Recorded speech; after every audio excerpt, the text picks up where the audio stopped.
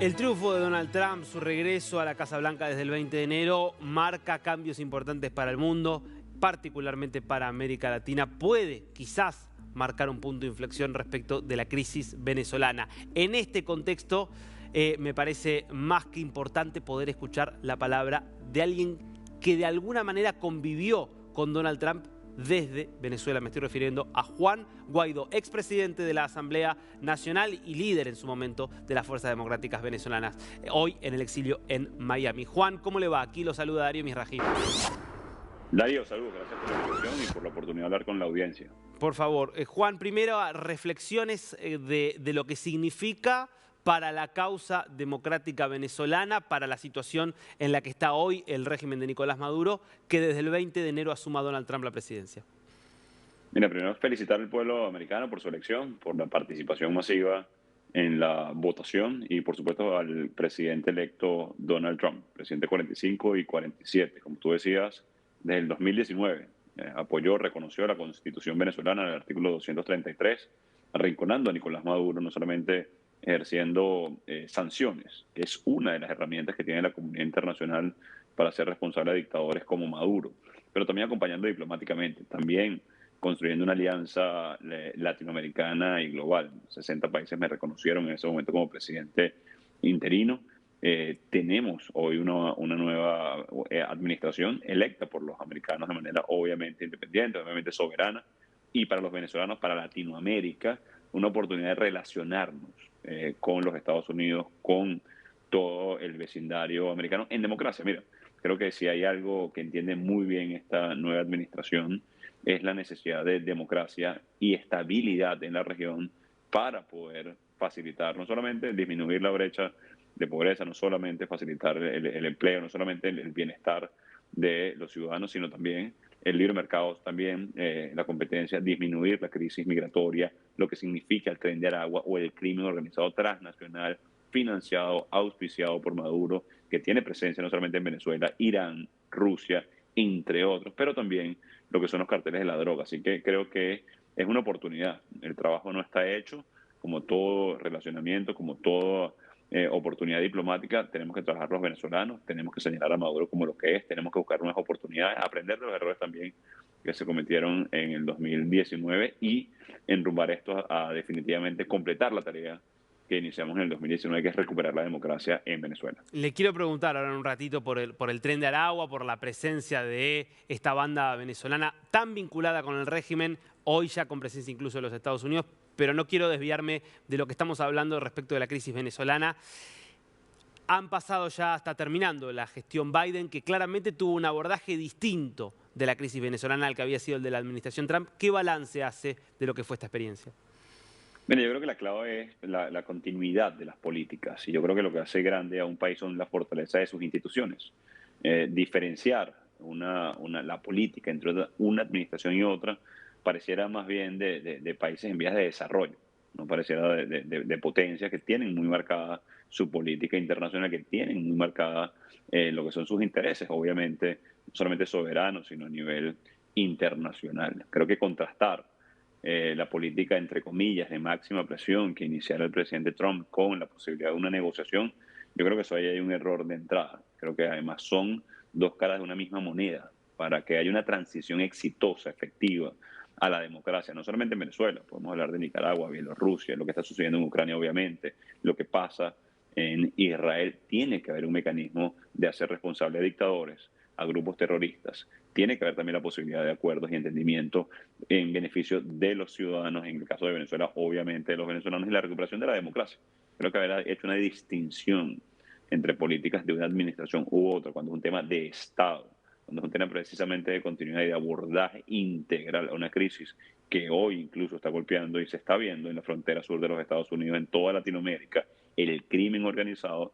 Creo que tenemos que también aprender de eso y tomar lo mejor de la posibilidad de la máxima presión, de las sanciones bien ejecutadas, direccionadas, de lo que fue, por supuesto, la captura en su momento de Alex Saab, un financista de la dictadura, la presencia de Irán y Rusia en el continente como proxy que utilizan a Maduro para distorsionar e incluso desestabilizar el continente, lavar propaganda, entre otras cosas, a través de esa información. Y creo que es un momento para precisamente, digamos, no solamente empaquetar, es decir, unificar todas estas acciones que hemos intentado los venezolanos liderando iniciativas de apoyo que hemos tenido de la comunidad internacional y tener resultados en este momento.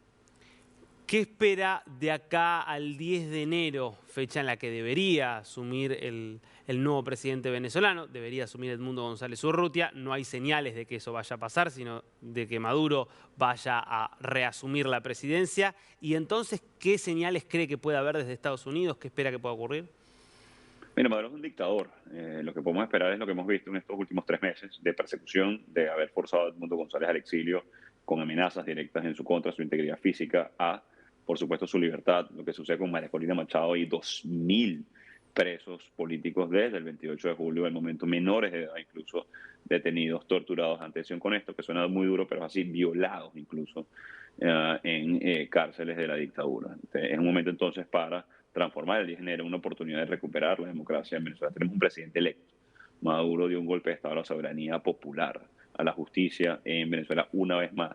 No olvidemos lo que viene pasando desde el 2018, lo que sucedió en Nicaragua con Ortega, entre otros.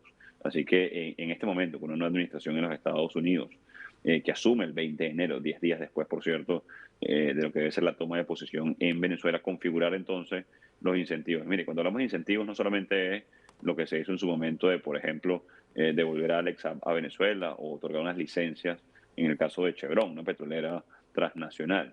Tiene que ver también con las consecuencias que tiene la dictadura de robarse una elección, de atentar contra la democracia en el continente, de amenazar la estabilidad entonces de la región y equilibrar esto. Creo que el mensaje a Maduro debe ser, va a tener consecuencias, tiene consecuencias, conoce las consecuencias en una administración del presidente Trump inicialmente y, de nuevo, ahora ejercer con mucha sindéresis, pero también con firmeza, lo que puede ser las acciones en conjunto con la comunidad internacional para recuperar la democracia en Venezuela, con un presidente electo, con un país movilizado, pero también perseguido en este momento por la dictadura. Cuando Trump decía, ya desde 2016 lo venía planteando y lo reiteró en esta campaña, están enviando a través de la frontera a criminales. Muchos de los inmigrantes que ingresan irregularmente pertenecen a bandas muy peligrosas. Muchos desde la oposición o desde el gobierno demócrata y desde la oposición a Trump lo calificaban de xenófobo, de racista. Y después empezamos a ver que efectivamente el Tren de Aragua se había colado en Estados Unidos. ¿Qué nivel de presencia tiene hoy esta organización allí en los Estados Unidos? Mira, el Tren de Aragua hemos visto incluso como terceriza la violencia en países en Latinoamérica. Sucedió en Chile con el teniente Ojeda, que lo asesinan, lo descuartizan. Y sé que suena muy feo, que suena muy duro, pero eso fue lo que pasó con un militar asilado y refugiado en Chile y que señaló directamente, por cierto, a autoridades chilenas a un encargo desde Caracas. Entonces, esto se ha convertido en una práctica de la dictadura, primero financiando, por ejemplo, campañas. Lo vimos en Argentina con el famoso maletín de Antonini Wilson. Ellos han tratado de hacer transnacional, amparados en una ideología, pero también ahora con la violencia, con suprimir a la oposición, a la alternativa democrática. Así que lo que tenemos que diferenciar en primera instancia es un criminal sin distingo de su nacionalidad y debe tener consecuencias, evidentemente, alejándonos de la impunidad. Ahora, un migrante, un refugiado, que viene precisamente huyendo de la dictadura, buscando refugio, trabajo que aporta en sociedad, no solamente en los Estados Unidos, sino en toda Latinoamérica, debe ser resguardado, debe ser protegido. Por eso ayer yo hablaba de designar a esta organización como una organización terrorista, porque está generando y tipifica como terror, no solamente en suprimir, perseguir a quienes disentimos, lo que sucedió, insisto, con el teniente Ojeda, la presencia que tienen en este momento en los Estados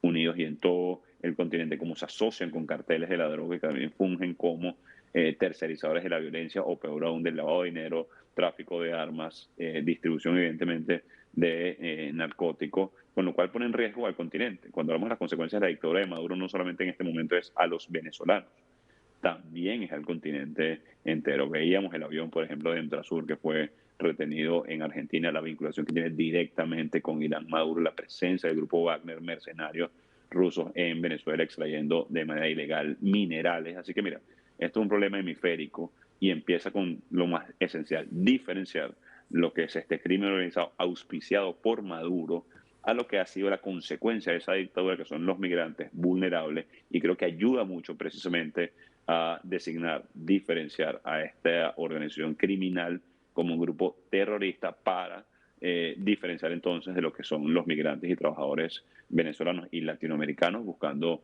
oportunidades. ¿Podría ayudarnos a cuantificar o a tomar alguna medida de cuál ha sido el grado de penetración allí en los Estados Unidos? Porque se vieron en su momento videos y hay registro de cómo llegaron a tomar complejos de apartamentos, de algunos crímenes muy claramente cometidos por miembros de este grupo, pero obviamente también hay muchas dudas respecto de qué alcance tienen en su presencia allí. Mira, hay 8 millones de migrantes y refugiados venezolanos, una de las crisis migratorias más severas del planeta Tierra, producto de la dictadura de Maduro. El porcentaje con respecto a esto de criminales que deben ser castigados y llevar a la justicia como tal es ínfimo. Ahora, cuantificar en este momento, dado la crisis fronteriza, dado la falta de información y como la dictadura de Maduro juega para armamentizar el caos, incluso tener palanca de negociación con gobiernos en la región. Lo veíamos con el caso de Chile, que incluso llega a firmar un convenio policial con la dictadura de Maduro que desenlaza o termina incluso en un asesinato como el caso del teniente Ojea. No es sencillo, pero se habla de entre 800 y 1.200 criminales que pudieron haber cruzado la frontera. Si vemos esto en comparación, Darío, es un número ínfimo, ¿no? Con respecto al número de migrantes y refugiados venezolanos. En Estados Unidos se puede hablar de entre 700.000 y 900.000 venezolanos. Es decir, esto no representaría ni el 0,01% de los venezolanos en la población, pero, como tú lo dices, hace daño. Y por eso un delincuente debe ser catalogado como tal. Son delincuentes porque son delincuentes, no porque son venezolanos. Y por eso precisamente estamos buscando diferenciar y, como decimos coloquialmente en Venezuela, separar el polvo de la paja. Es decir, un criminal debe ser llevado ante la justicia, un migrante, un refugiado debe ser respetado con todos sus derechos. Última pregunta, Juan Guaidó. ¿Usted tiene algún tipo de preocupación, por ejemplo, respecto de su propia vida o de otros venezolanos que están refugiados allí a partir de la presencia del Tren de Aragua y tomando, por ejemplo, como antecedente lo que ocurrió con el teniente Ronald Ojeda en Chile? Mira, nosotros somos un objetivo de la dictadura y lo dicen todos los días, todas las semanas. Nos amenazan en televisión venezolana, ordenan supuestas órdenes de Interpol. En mi caso hay más de 300 acusaciones de la dictadura, 37 de ellas han llevado a supuestos procesos. Y esto es un proceso además de propaganda. No solamente es el aniquilamiento físico, también es moral. Y eso es lo que pretende una dictadura. Y cuando se habla de que tercerizan la violencia, debemos preocuparnos. Debemos tomar cartas en el asunto y no debemos subestimar el accionar de una dictadura que sea palanca, insisto, en el crimen transnacional, en bandas armadas, en el narcotráfico, en crímenes como los que comete el Tren de Aragua y también en las potencias como Irán y Rusia que potencian de alguna manera el accionar de la dictadura de Maduro. Así que no debemos subestimar lo que representa en desorden, en desestabilización la dictadura de Maduro en todo el continente y proteger de nuevo a los más vulnerables y lo que son hoy objetivos de la dictadura. No solamente en mi caso, mira, María Corina Machado que continúa en clandestinidad, Edmundo González Urrutia y muchos que han enfrentado diametralmente a la dictadura de Maduro. Juan Guaidó, muchísimas gracias por este tiempo con DNews. Gracias, adiós, saludos.